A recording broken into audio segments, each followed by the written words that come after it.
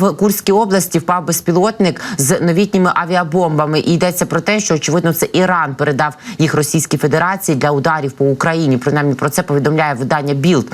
Іран вперше поставив Росії новітні авіабомби для завдання ударів по території України. Про це повідомляє військовий експерт видання Білд Юліан Рьопке в понеділок, 27 травня надвечір. За його словами, керовані новітні іранські авіабомби Каїм-5 були на борту іранського безпілотника Квотс Махаджер-6, який розбився 26 травня в Курській області Російської Федерації. Імовірно, цей дрон мав на меті атакувати Сумську область, пише видання Білд. Як зазначає BBC News, заявлена дальність польоту авіабомби Каїм-5 становить до 40 кілометрів, а мінімальна експлуатаційна висота – близько 3 кілометрів.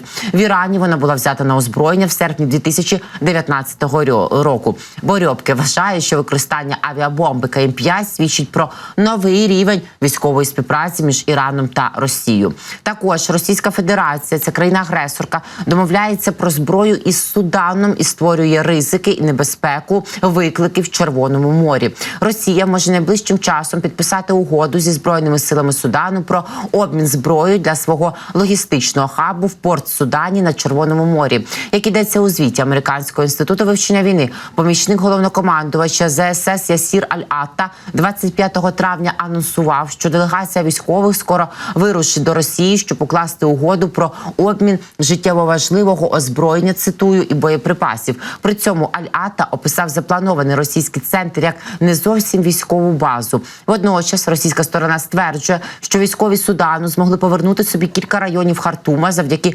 поставкам іранських безпілотників. Заступник міністра закордонних справ РФ і спецпредставник російського диктатора в Африці та на Близькому Сході Михайло Богданов зустрівся з главою СВС Абдель Фатахом Аль-Бурханом і кількома іншими суданськими офіційними особами під час дводенного візиту до Судану наприкінці квітня.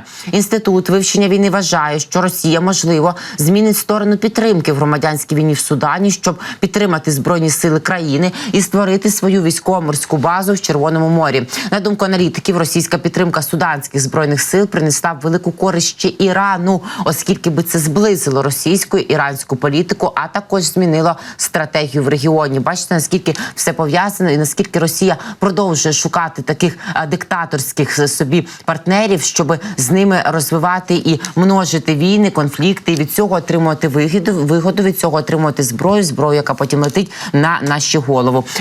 Але і наші союзники, особливо ті, які розуміють увесь масштаб загроз від Росії, особливо ті, які поруч за кордоном, і розуміють, що Росія, якщо піде на них, то їй вистачить буквально тижня, щоб окупувати їх. Я зараз про країни Балтії. А НАТО потрібно днів 14, щонайменше, щоб зібрати себе докупи, взяти себе в руки, згадати, що в них є статті, відкрити їх, почитати, потім зібрати консенсус, потім досягти змови і домовленості всіх, щоб всі діяли. І всі ж голосували, бо демократія, вона завжди так працює, і це її плюс. Але в випадках, коли агресори часу не гаять і укладають все за лічені секунди заради грошей, амбіцій і завоювань подальших, то НАТО треба буде тижні 2, щоб 5-ту статтю активувати. І то, сподіваюсь, активувати, а не просто сидіти і міркувати в різних локаціях, чи взагалі, чи це уже та небезпека, за умов якої варто її використовувати.